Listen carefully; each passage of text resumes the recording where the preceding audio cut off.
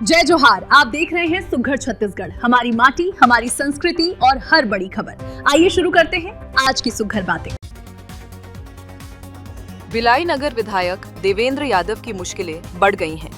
Supreme court ने विधायक यादव की उस याचिका एसएलपी को खारिज कर दिया है जिसमें उन्होंने भाजपा नेता प्रेम प्रकाश पांडे की चुनाव याचिका को हाईकोर्ट में चुनौती दी थी।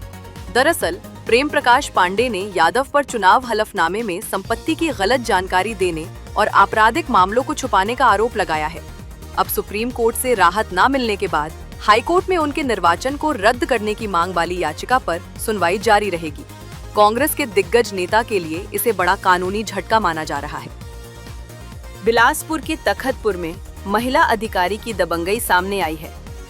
दिव्यांग शिविर में फैली अव्यवस्था की रिपोर्टिंग कर रहे न्यूज 24 और लल्लूराम.com के पत्रकार से अधिकारी राजकुमारी सोनी ने बदसलूकी की। इस तरह से माइक कैमरा क्यों छीना? किसको? कौन धमकी दिया? कौन धमकी दिया?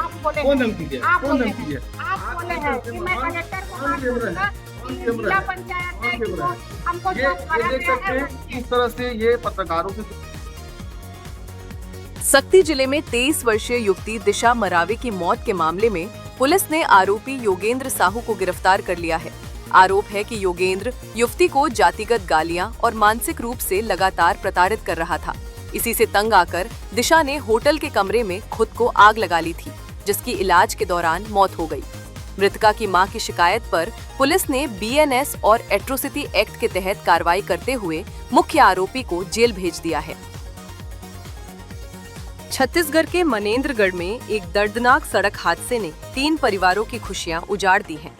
केल्हारी क्षेत्र के तिलोखन जंगल के पास एक अज्ञात वाहन ने बाइक को इतनी जोरदार टक्कर मारी कि 2 सगे भाइयों समेत 3 लोगों की मौके पर ही मौत हो गई। मृतकों की पहचान अवधेश, अखिलेश और श्याम सिंह के रूप में हुई है। पुलिस ने अज्ञात वाहन के खिलाफ मामला दर्ज कर लिया है और सीसीटीवी फुटेज के जरिए आरोपी चालक की तलाश की जा रही है। इस घटना से पूरे इलाके में मातम पसरा हुआ है। गौरेला, पेंड्रा, मरवाही के कोटमी सकोला में नई शराब दुकान खोलने के खिलाफ महिलाओं ने मोर्चा खोल दिया है। कलेक्ट्रेट पहुंचकर महिलाओं ने प्रदर्शन किया और साफ कहा कि शराब दुकान खुलने से क्षेत्र की शांति और कानून व्यवस्था बिगड़ती है। महिलाओं ने कलेक्टर को ज्ञापन सौंपकर इस फैसले पर तत्काल रोक लगाने की मांग की है। साथ ही चेतावनी दी है कि यदि मांग पूरी नहीं हुई तो वे सड़क पर उतरकर बड़ा उग्र आंदोलन करेंगी। बिलासपुर में महिला से दिन दहाड़े लूट करने वाले आरोपी को सिटी कोतवाली पुलिस ने चंद घंटों में धर दबोचा है। 23 फरवरी को होटल जीत कॉन्टिनेंटल के पास स्कूटी सवार आरोपी सौरभ पासी ने महिला का पर्स छीनकर फरार हो गया था। पुलिस ने सीसीटीवी फुटेज और मुखबिर की मदद से आरोपी को टिकरापारा से गिरफ्तार कर लिया है। पुलिस ने आरोपी के पास से लूटा गया मोबाइल, नकदी और वारदात में इस्तेमाल की गई स्कूटी भी बरामद कर ली है।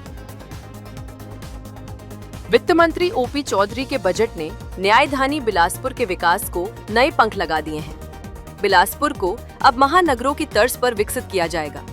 शहर के राजीव गांधी चौक से सीपत चौक तक जबलपुर की तर्ज पर अत्याधुनिक फ्लाईओवर बनेगा, जिसके लिए 15 करोड़ की स्वीकृति मिली है।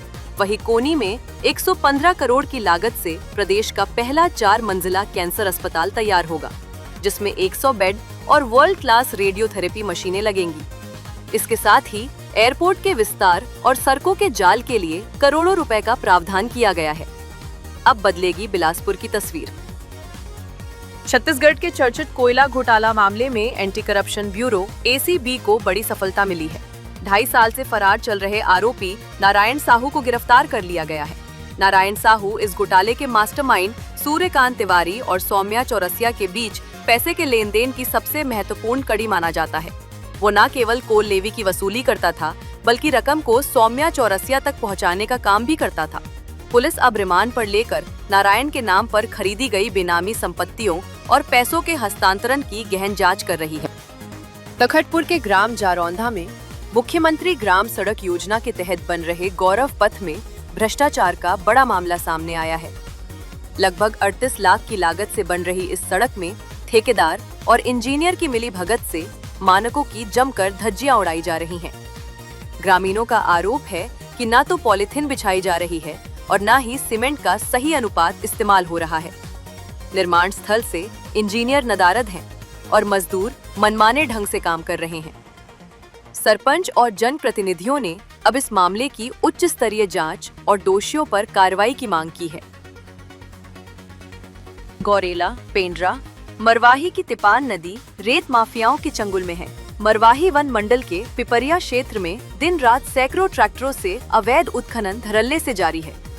रेत और मुरुम की इस लूट ने नदी के जलस्तर को पाताल में पहुंचा दिया है, जिससे अब वन्य जीवों के अस्तित्व पर भी खतरा मंडरा रहा है। खनिज विभाग कार्रवाई का दावा तो कर रहा है, लेकिन हकीकत में माफियाओं के हौसले बुलंद हैं। अगर ये लूट नहीं रुकी तो आने वाली गर्मियों में नदी का नामो निशान मिट जाएगा। तो ये थी आज की सुघर बातें। अपडेट्स के लिए सुघर छत्तीसगढ़ को सब्सक्राइब करें और हमसे जुड़ें। जय जोहार, जय छत्तीसगढ़।